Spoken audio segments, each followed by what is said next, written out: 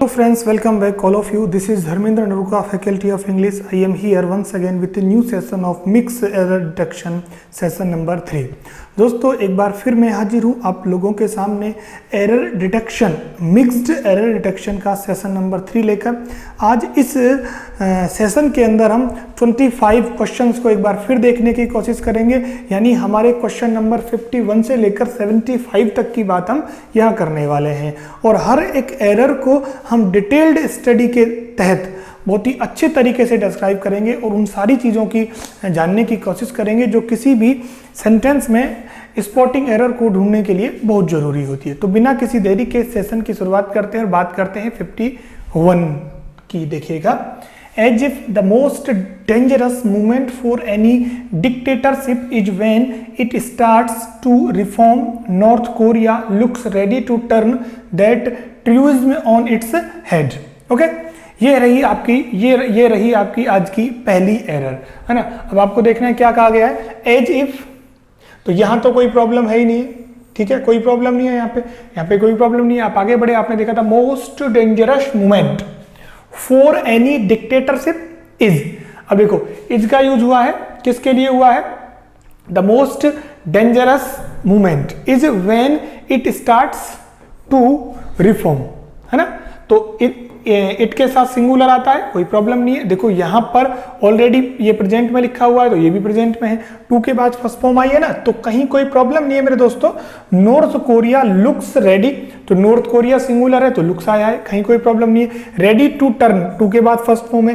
That truism on its head, तो यहाँ पे हेड नहीं आएगा, यहाँ पे क्या आ जाएगा, फोल्ड आ जाएगा। बस इतना सा ध्यान रखना है, क्या आएगा यहाँ पे, फोल्ड आएगा, ना कि हेड आएगा। फोल्ड की बात है, टोटल फोल्डिंग की बात की हुई है तो फोल्ड आएगा यहाँ पे, ना कि क्या आएगा, हेड आएगा। क्लियर है। चलिए इसको देखिए आप, क्वेश्चन नंबर 52 को। It so happens that this happy campy ritual is their way of life and one into which they don't particularly welcome voyeuristic instruction, no error. ठीक है, देखिए ये आपके सामने क्वेश्चन है। देखो इट सो हैपन्स इट के हिसाब से है, कहीं कोई प्रॉब्लम नहीं है। That this happy campy ritual is, अब देखो दैट आया है, सिंगुलर आएगा। Their way of life and one into which, है ना, वन इनटू विच नहीं होगा, यहां होगा वन इन विच, है ना, वन इन विच। ठीक है, विच दे डोंट पर्टिकुलरली वेलकम। तो इनटू का अर्थ नहीं होगा, इनसाइड का अर्थ होगा, ना कि यहाँ पर मूवमेंट का अर्थ होगा। इनटू का यूज नहीं होगा, सिर्फ किसका यूज होगा, इनका यूज होगा। ऑप्शन नंबर आपका क्या सही हो जाएगा, 3 सही हो जाएगा। कौन सा वाला सही हो जाएगा, 3 वाला सही हो जाएगा।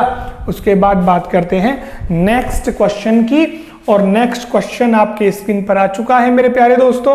और नेक्स्ट क्वेश्चन जो है वो ये रहा, if the present rate in increase continues, our population at the turn of the country may well reach the staggering figure of 1 billion।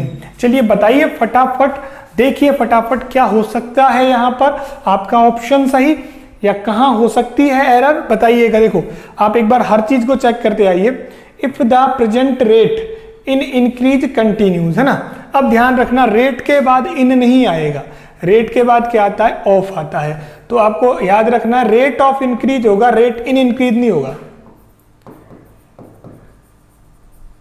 क्या होगा, रेट ऑफ इंक्रीज, यानी रेट ऑफ इंक्रीज होगा, rate के बाद इन प्रपोजिशन नहीं आता है। Rate of किसी की रेट, है ना, तो रेट ऑफ इंक्रीज कंटिन्यूज, ठीक है ना। ये आगे ना बात समझ में, रेट के बाद जो प्रपोजिशन आने वाला है वो इन नहीं आएगा, ऑफ का यूज करना है मेरे प्यारे दोस्तों। इस तरीके से जो एरर आपकी बनती है वो कहां बनती है, ऑप्शन नंबर 1 में बनती है। देखो मेरा कहना समझना तुम, जो मैं बात आपसे कहने जा रहा हूं कि प्रपोजिशन संबंधी एरर को सॉल्व करने के लिए हमें प्रपोजिशन, वो भी कैसे, फिक्स, किस वर्ड के साथ कौन सा प्रपोजिशन लगता है, इस चीज को तैयार करना होगा, इन बातों को तैयार करना होगा, तब जाके प्रपोजिशन संबंधी एरर को आप ढूंढ सकते हो। क्लियर है। चलिए उसके बाद 54 देखिए, the progress of these plants, ठीक है, दीज प्लांट्स, है ना, प्लांट ऑफ लगा हुआ है तो वर्ब ऑफ के पहले वाले सब्जेक्ट के हिसाब से आती है ना। तो आपने देखा कि वर्ब क्या है, इज है। आपका यहां पर जो प्रोग्रेस है वो भी कैसा है, वो भी कैसा है मेरे प्यारे दोस्तों, सिंगुलर है। तो सिंगुलर है, सिंगुलर वर्ब है, कोई प्रॉब्लम नहीं है। Not being very encouraging. अब देखिए जैसे ही आपने यहां पे बीइंग देखा और यहां पे इनकरेजिंग देखा, आपका माथा खराब हो गया। यू आर कंफ्यूज कि एक सेंटेंस में दो वर्ब कैसे, है ना।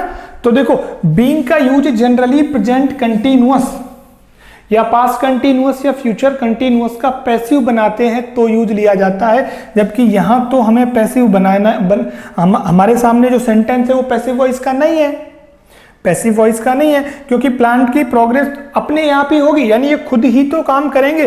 तो यहां पर बीइंग का यूज है वो बिना बात के हुआ है, उसका कोई मीनिंग नहीं है। तो फिर आपको क्या करना है, ऑप्शन नंबर 2 सही करना है। यहां से डिलीट किसको कर देना है, बीइंग को डिलीट कर देना है।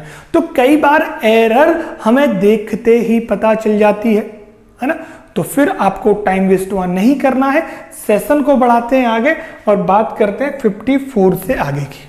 चलिए 54 से आगे जो क्वेश्चन आपके स्क्रीन पर आ गया है वो देखिए, आप देखिए पढ़िए। There is an urgent need to find out alternative sources of fuel without which the world's dependence on fossil fuel will continue. चलिए बताइए मुझे कहां हो सकती है एरर। क्वेश्चन नंबर 55 एक बार देखिए, आप देखो, there is an urgent need to find out alternative sources of fuel without which the world's dependence on fossil fuel will continue. देखो हमको जरूरत है किस चीज की, कोई ना कोई अल्टरनेटिव ढूंढने की। किसके अल्टरनेटिव, फ्यूल का कोई अल्टरनेटिव हो, फ्यूल का कोई अल्टरनेटिव हो, विदाउट विच, जिसके बिना the world's dependence on fossil fuel will continue, है ना। क्योंकि इसके बिना वर्ल्ड्स की डिपेंडेंस है वो किस पर निर्भर रहेगी, फिर फॉसिल फ्यूल पर ही निर्भर रहेगी। या तो हमें इसका क्या ढूंढ लें, अल्टरनेटिव नहीं ढूंढ लें, नहीं तो फिर ये ही यहाँ पे लगातार जारी रहेगी। तो फिर आपका सेंटेंस बिल्कुल क्या हुआ, राइट हुआ। सेंटेंस में कहीं कोई प्रॉब्लम नहीं है, कहीं भी कोई प्रॉब्लम नहीं है। क्लियर हो गई बात। देखो एक बार फिर देख लीजिए, देर के साथ इजाया है, ठीक है। उसके बाद है ना, यहाँ प्रेजेंट टेंस है, पूरा हो गया यहाँ से। फिर हमने लिखा कि without which the world's dependence on fossil fuel will continue.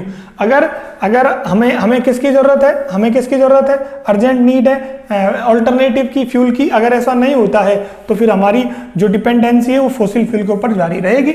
सो अगला जो आपका क्लोज आ गया वो फ्यूचर इंडेफिनिट में आ गया। और अगर एक साइड प्रेजेंट है तो दूसरे साइड फ्यूचर इंडेफिनिट आ सकता है। तो फिर आपका इस तरीके से ये वाला सेंटेंस एकदम सही होता है। सो ऑप्शन नंबर 4 यानी no error is your correct answer. All of you clear. चलिए बात करते हैं हम 56 की। 56 है इट स्लोली स्कैन्ड। कौन सी फॉर्म है, सेकेंड फॉर्म है। स्लोली किसको मॉडिफाई कर रहा है, वर्ब को मॉडिफाई कर रहा है। तो यहां पर कोई प्रॉब्लम नहीं है, यानी ऑप्शन नंबर ए में कोई प्रॉब्लम नहीं है। देखो फिर आया है as if it was looking at a prey, है ना। It was looking at a prey. अब देखिए यहां पे इट के बाद वॉज किया है ना, यहां इट के बाद वॉज नहीं आएगा। क्यों नहीं आएगा सुन लीजिए। अगर सेंटेंस में एज इफ और एज दो आए हैं, है ना, तो सब्जेक्ट के बाद में क्या आता है, पास्ट टेंस में क्या आता है, वर आता है। तो फिर आप क्या करोगे, वॉज के स्थान पर किसको यूज करोगे, आप वर का यूज करोगे। याद रखना एज इफ और एज दो के बाद सब्जेक्ट चाहे सिंगुलर हो या प्लूरल हो, वहां पर आपको अगर बी वर्ब पूछी है तो उसका सेकंड फॉर्म यानी कि वर का ही यूज होता है। ये फिक्स है, नोट कर लीजिए आप अच्छे से। क्या आएगा, वहां पर वर ही आएगा। All of you clear. चलिए नेक्स्ट बढ़ाते हैं सेशन को और बात करते हैं 57 की। किसकी बात करते हैं, 57 और 58 की। देखिएगा 57 और 58 में क्या बातें हैं और समझने की कोशिश करना। ही wore his common man image, ठीक है। He wore his common man image so doggedly as if it were a uniform he was proud, no error. देखो ही वोर वर्ब की कौन सी फॉर्म है मेरे प्यारे दोस्तों, सेकंड फॉर्म है है ना। इसके बाद is common man image so doggedly, तो यहां तक सेंटेंस में कोई प्रॉब्लम नहीं है, ठीक है, यहां तक सेंटेंस में कोई प्रॉब्लम नहीं है। उसके बाद एज इफ आया है, जिस रूल की अभी अभी हमने बात की उसी के बारे में क्या आया हुआ है, एज इफ आया हुआ है। So if as if is given in a particular sentence we use verb for singular and plural subject. So हाँ, इट के साथ यहाँ वर्ब यूज हुआ है, एब्सोल्युटली यहाँ ये राइट है। इसके बाद हम चलते हैं ऑप्शन नंबर 3 पे, ही वॉज प्राउड। अब समझने की कोशिश करना कि जो प्राउड है वो हमेशा ही अपने बाद में कौन सा प्रपोजिशन लेता है, ऑफ लेता है। क्या लेता है, ऑफ लेता है। तो हो जाएगा ही वॉज प्राउड। जैसे कहते हो ना I am proud of you, बोलते हो कि नहीं बोलते हो, I am proud of you, है ना। तो ऑफ लगाते हो नहीं लगाते हो, ऑफ लगाते हो नहीं लगाते हो।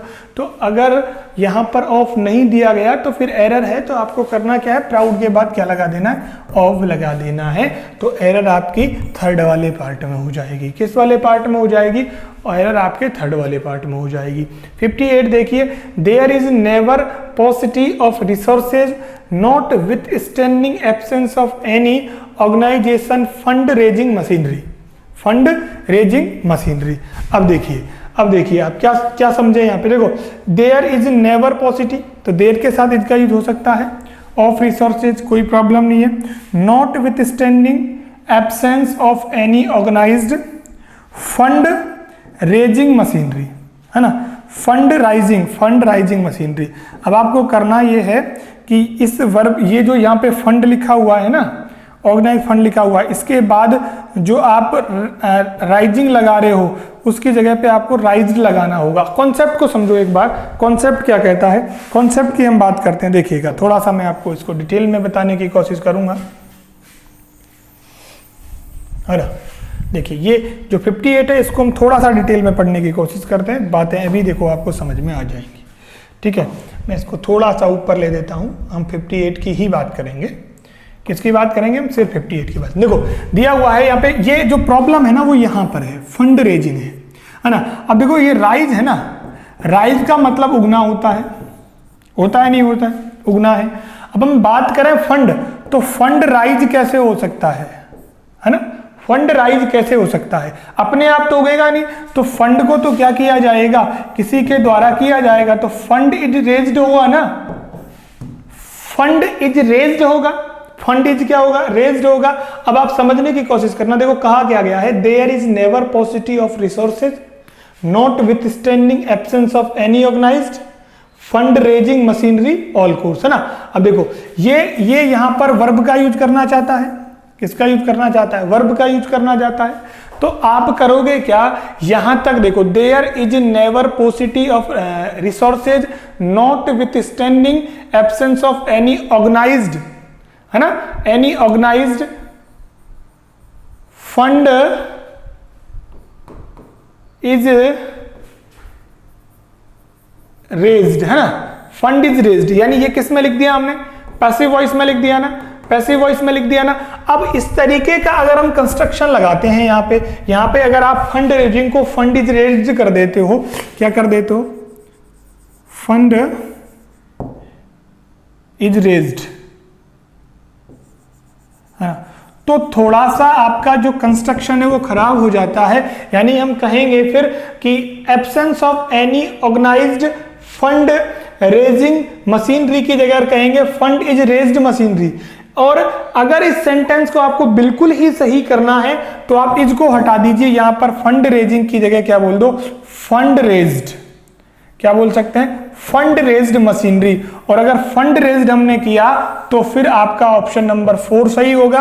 और इसके अंदर पैसिव का भी भाव आ जाएगा, किसका भाव आ जाएगा, पैसिव का भी भाव आ जाएगा, क्योंकि वर्ब की थर्ड फॉर्म जनरली किसका काम करती है, किसका काम करती है, वर्ब की थर्ड फॉर्म जनरली सेंटेंस में अकेली यूज हुई है तो वो पैसिव के लिए यूज होती है, वैसे वो हैज हैव के साथ यूज होती है। तो उस कंडीशन में जो यहां पर आपका आंसर होगा वो कौन सा होगा, ऑप्शन नंबर 4 होगा। क्लियर है, क्लियर है सभी का। चलिए क्वेश्चन नंबर हम बात करते हैं 59 की, किसकी बात करते हैं, 59 की।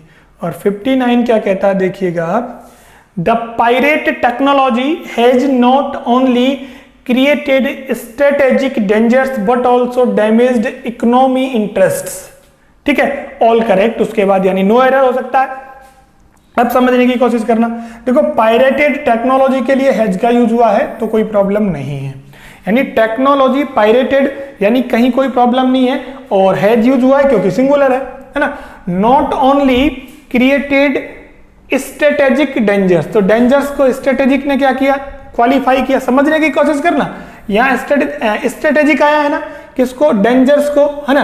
अब ये नॉट ओनली का यूज हुआ है, मैं बार बार आपको बताता रहा हूं कि जो नॉट ओनली है और बट ऑल्सो है, उनके बाद में जो भी चीज आएगी ना, जो भी चीज आएगी वो इक्वल आएगी, वो कोई सा भी पार्ट ऑफ स्पीच क्यों ना हो, कोई भी स्ट्रक्चर क्यों ना हो, सारे के सारे कैसे आएंगे, इक्वल आएंगे। अब देखिए इन्होंने नॉट ओनली क्रिएटेड के बाद स्ट्रेटेजिक डेंजर्स लगाया, यानी यहां पर आपको इसने क्या दे दिया, यहां पे एक नाउन दिया और नाउन को क्वालिफाई करने के लिए क्या लगाया, एडजेक्टिव लगाया। बट ऑल्सो के बाद नाउन वर्ब की तो थर्ड फॉर्म लगा दी, उसके बाद इन्होंने इकोनॉमी लिखा और इंटरेस्ट लिखा। अब समझना, देखो ये तो नाउन हो गया, क्लियर है, और ये भी नाउन हो गया, तो फिर बात कैसे बनेगी। हम तो यहां पर एक नाउन की बात कर रहे हैं और एक किसकी बात कर रहे हैं मेरे प्यारे दोस्तों, एडजेक्टिव की बात कर रहे हैं। तो ये नाउन ये एडजेक्टिव, ये नाउन ये एडजेक्टिव, तो ये नाउन ये एडजेक्टिव होना चाहिए ना। इकोनॉमी तो अपने आप में खुद ही क्या है, नाउन है, और नाउन नाउन को क्वालिफाई थोड़ी करेगा, नाउन नाउन को क्वालिफाई नहीं करेगा। तो आपको करना क्या है, देखिए आपको करना क्या है कि ये जो इकोनॉमी है ना, इकोनॉमी है ना, इसको बनाना है आपको एडजेक्टिव, और इकोनॉमी का कर देना है इकोनॉमिक। क्या कर देना, इकोनॉमिक। यानी देखो यहां भी आईसी, यहां भी आईसी, यहां इंटरेस्ट, यहां डेंजर।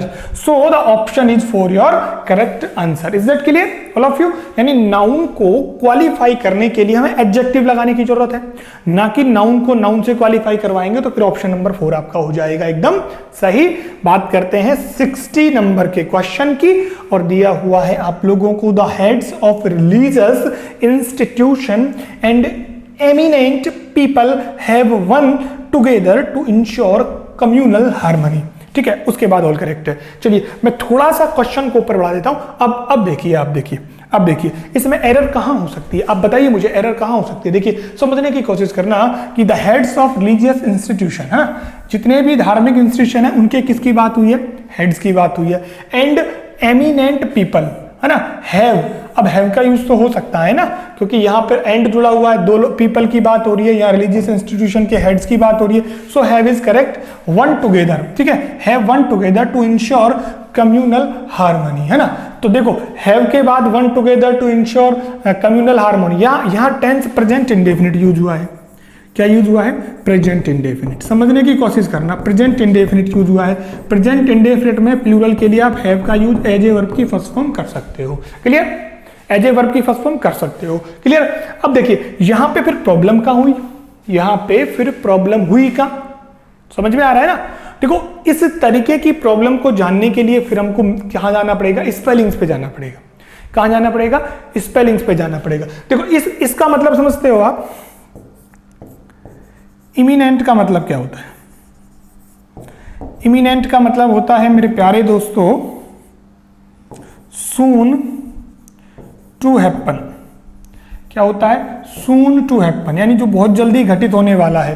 तो सून टू हैपन सही नहीं है यहाँ पे, क्योंकि सून टू हैपन वर्ब के रूप में काम करता है। पीपल के लिए हमको क्या चाहिए, यहाँ पे एडजेक्टिव चाहिए, और वो है एमिनेंट। एमिनेंट, इमिनेंट नहीं, एमिनेंट आएगा। इसका मतलब होता है फेमस, प्रेस्टिजियस, रेपुटेटेड। क्या होता है, रेपुटेड, है ना। तो फिर आपको एमिनेंट को हटाना है और क्या लिखना है, EMINENT, EMINENT। So option number A is your correct, sorry option number A, हाँ A, option number A is your correct answer. Is that clear all of you. चलिए बढ़ाते हैं सेशन को आगे, बात करते हैं 61 और 62 की, ठीक है।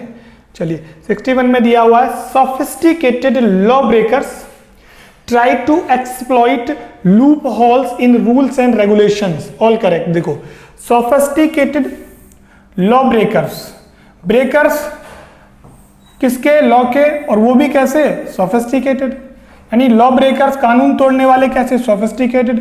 अब ब्रेकर्स की बात हुई है तो ट्राई आएगा, ट्राई के बाद टू के बाद वर्ब की फर्स्ट फॉर्म, और जैसे ही फर्स्ट फॉर्म पे गए तो आपने देखा कि स्पेलिंग तो होती है ये, स्पेलिंग तो होती है ये EXPLOIT, इसमें ई जोड़ दिया है, यानी कि स्पेलिंग संबंधी एरर है हमारे पास। एक्सप्लॉइट आएगा ना कि एक्स, ई नहीं आएगा, सिर्फ टी तक खत्म होती है, यानी स्पेलिंग आपकी कौन सी सही होती है, ये वाली सही होती है, लेकिन आपको ई करके दिया हुआ है ना यहाँ पे, तो फिर आपका ऑप्शन नंबर 3 है, वहां आपकी एरर है, तो ये आपका करेक्ट आंसर हो जाएगा। ठीक है, उसके बाद 62 की बात की, Gandhi ji was unsparing in his condemnation of people for their inhuman treatment to untouchables, all correct है ना। अब देखो गांधी जी वॉज अनस्पेयरिंग, अनस्पेयरिंग का मतलब समझते हो, अनस्पेयरिंग का मतलब होता है मर्सीलेस। क्या होता है, मर्सीलेस, है ना। Gandhi ji was unsparing in his condemnation of people for their inhuman treatment to untouchables, तो है ना, जो लोग अनटचेबल्स से बहुत ज्यादा नफरत करते थे, जो दयाहीन थे, उन लोगों के खिलाफ वो जो दिखाते थे कंडेम्पशन, उनकी भर्त्सना करते थे, उसके बारे में बताया हुआ है। देखो गांधी जी के साथ वो जा सकता है ट्रीटमेंट टू अनटचेबल्स। सो इस क्वेश्चन में कोई एरर है ही नहीं, आप एक बार देख लीजिए, इस क्वेश्चन में कोई एरर नहीं है, यानी कि इसको आपको लगेगा कि यहाँ एरर है, लेकिन ये वर्ड मिथ किसको बताता है, मर्सीलेस को बताता है। अनटचेबिलिटी, जो अनटचेबल्स होते हैं लोग, उनके प्रति जो व्यवहार करते हैं उस चीज को बताता है, इसीलिए इसमें जो एरर है वो कहाँ है, सॉरी कहीं नहीं है, तो ऑप्शन नंबर आपका कौन सा सही हो जाएगा, 5th सही हो जाएगा। ठीक है, चलिए नेक्स्ट देखते हैं, 63 की बात करते हैं, और 63 में क्या कहा गया है, क्या दिया गया है वो देखिए आप। The relationship between small and large business in many countries have changed considerably due to modern franchise. चलिए अब बताइए यहां पर क्या हो सकता है आपका आंसर। देखिए अब समझने की कोशिश करना, शुरुआत में क्या आया हुआ है, द रिलेशनशिप आया हुआ है, क्लियर है, रिलेशनशिप आया हुआ है, उसके बाद बिटवीन है small and large business in many countries. चलो यहां तक आपका क्या हो गया, ये पूरा सब्जेक्ट हो गया। अब देखिए इस सब्जेक्ट को जोड़ने के लिए प्रपोजिशन का सहारा लिया है, किसका, बिटवीन का। किसका सहारा लिया है, बिटवीन का। और मैंने आप लोगों को पहले बताया था कि अगर प्रपोजिशन से दो सब्जेक्ट जोड़े जाते हैं, एक इधर जोड़ा जाता है, तो वर्ब जो आती है ना वो पहले वाले सब्जेक्ट के हिसाब से आती है। किसके हिसाब से आती है, पहले वाले सब्जेक्ट के हिसाब से। अब देखने की कोशिश करना, देखो बिटवीन का यूज हुआ है, बिटवीन के बाद है small and large business in many countries, और इससे पहले रिलेशनशिप। अब मुझे बताइए रिलेशनशिप सिंगुलर या प्लूरल, आप कहते हो सर सिंगुलर है, सिंगुलर है तो वर्ब भी कैसी आनी चाहिए, सिंगुलर आनी चाहिए, तो हैव क्यों आएगा, क्या आ जाएगा, हैज आएगा। Has changed considerably due to modern franchising. ठीक है, तो option number 3 is your correct answer. Is that clear, option number 3 is your correct answer. इसके बाद 64, my friend will not only receive you at the station and also have you as a guest in his house, है ना। अब देखिए my friend will not only receive, देखो यहाँ पे not only आया है, तो फटाक से आप पेयर चेक करो इसका आगे चल के, receive you at the station and also, तो एंड ऑल्सो होगा या बट ऑल्सो होगा, एंड ऑल्सो थोड़ी होता है, क्या होता है, बट ऑल्सो होता है। सो यहां पर आपको क्या कर देना है, बट ऑल्सो कर देना, बाकी का कोई प्रॉब्लम नहीं है। जब प्रॉब्लम यहाँ है मिल गया तो फिर आपको वहां पर घबराने वाली और कंफ्यूज होने वाली कोई बात नहीं होती।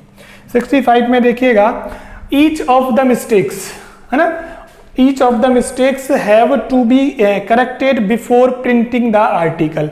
समझना कि ईच ऑफ आता है, वन ऑफ आता है, ईदर ऑफ आता है, नीदर ऑफ आता है, तो वर्ब जो आती है ना वो सिंगुलर आती है। कैसी आती है, सिंगुलर आती है। सो ईच के हिसाब से आप यहां पर हैव नहीं लगा के क्या लगाओगे, हैज लगाओगे। समझ गए ना, यहां मिस्टेक्स के हिसाब से नहीं, ईच के हिसाब से आएगा, तो हैव आएगा ना, हैज आएगा ना कि क्या आएगा, have, because have is plural, each is singular and singular for singular, तो वर्ब शुड बी सिंगुलर, तो आपको हैज को लगाना है, हैव को हटाना है। ऑप्शन नंबर आपका 2 हो जाएगा आपका right answer. Is that clear. चलिए 66 की बात करें, which time do you have to go to the dentist tomorrow. देखो टाइम को बताने के लिए विच का यूज कभी नहीं करते, अगर इन दोनों की जगह हम व्हेन का यूज कर लें तो बात क्लियर हो जाएगी ना। When do you have to go to the dentist tomorrow, तो बड़ा सिंपल है, टाइम के लिए हम सीधे व्हेन का यूज कर सकते हैं, विच टाइम को हटा देंगे हम यहां से और व्हेन लगा देंगे, तो इट्स सो सिंपल है ना। तो ऑप्शन नंबर ए आपका हो जाएगा आंसर। उसके बाद आते हैं 67 पे, और 67 में जो बात कही गई है उसे समझने की कोशिश करेंगे। 67 में कहा गया है the number of fatal accidents in which people are run down and killed have forced the police to the more stringent with traffic rules, है ना। देखो द नंबर ऑफ अगर सेंटेंस में आया है तो मैं सब्जेक्ट वर्ब एग्रीमेंट में आपको पढ़ाया था, एक बार फिर समझ लीजिए। द नंबर अगर किसी सेंटेंस के शुरुआत में आता है तो फिर वर्ब कैसी आती है मेरे दोस्तों, वर्ब सिंगुलर आती है। कैसी आती है? सिंगुलर। और अगर ए नंबर आया होता तो वर्ब फिर कैसी आती? प्लूरल। अब देखिए the number of fatal accident in which people are run down, तो रन डाउन से पहले इज आएगा, क्या आएगा? इज आएगा, है ना। तो ऑप्शन नंबर 3 आपका एकदम से करेक्ट हो जाएगा। उसके बाद है the questionnaire reflected various phenomena that are sparingly experience, है ना। अब समझने की आप कोशिश करना, अब आप क्या करना, समझने की कोशिश करना। देखो the questionnaire reflected various phenomena that are sparingly experienced, है ना। अब स्पेरिंगली नहीं आएगा, इसकी जगह पे रेयरली यूज करेंगे। क्या करेंगे? रेयरली यूज करेंगे। मुश्किल से ही मिलता है तो उस अर्थ में आप रेयरली यूज करोगे। ऑप्शन नंबर 4 आपका करेक्ट आंसर हो जाएगा। ठीक है, 69 की बात कर लेते हैं। 69 में दिया गया है कॉन्ट्रेरी। आपने देखा कॉन्ट्रेरी, ये तो कॉन्ट्रेरी की तो स्पेलिंग ही गलत है, तो आपको सीधा ही पता लग गया कॉन्ट्रेरी की स्पेलिंग तो ये होती है। Contrary to popular belief ripe fruits are not necessarily delicious, है ना। कॉन्ट्रेरी टू पॉपुलर बिलीफ बहुत ही प्रसिद्ध एक कहावत है, एक बिलीफ है कि जरूरी नहीं है कि पके हुए फल मीठे होते हैं। तो देखो राइप फ्रूट से आर आएगा और बाकी की बातें सब सही है, तो ऑप्शन नंबर ए आपका राइट हो गया। The most ambitious enterprise undertaken in the ancient Egypt was of the construction of pyramids, all correct. देखो द मोस्ट एम्बिशियस, ठीक है, मोस्ट के पहले आर्टिकल दे लगता है। एंटरप्राइज, अब देखिए एंटरप्राइज में जो स्पेलिंग है उसमें लास्ट में SE आता है, ना कि ZE, तो आपका ऑप्शन नंबर 2 सही हो जाएगा। क्लियर? तो एंटरप्राइज की स्पेलिंग सही करनी है आपको। उसके बाद 71 की बात करें हम, तो 71 में क्या गिवन है ये देख लीजिए आप। द एस्ट्रोनॉमिकल कैलकुलेशन, है ना, the astronomical calculations were admiringly accurate, और उसके बाद ऑल करेक्ट। चलिए बताइए क्या है, क्या है? The astronomical calculations. कैलकुलेशंस को जो क्वालिफाई करेगा वो कौन होगा? एडजेक्टिव होगा, तो एस्ट्रोनॉमी से बना है एस्ट्रोनॉमिकल, है ना। अब देखो कैलकुलेशन वर एडमायरिंगली एक्यूरेट, वर एडमायरिंगली एक्यूरेट ऑल करेक्ट है। तो सेंटेंस में मुझे बताइए कहाँ गलती है, फटाफट बताइए, कहीं कोई गलती है क्या?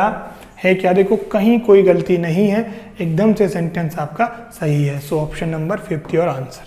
Looking inward from the top of the rampart, the sentries had a marvelous panorama spread before them, all correct। यहाँ पे देखो जैसे हमने इस वर्ड को पढ़ा ना तो हमको अंदाजा लग गया कि ये वर्ड कुछ होता नहीं है, पनोरमा जरूर होता है ना, पनोरमा, पनोरमा।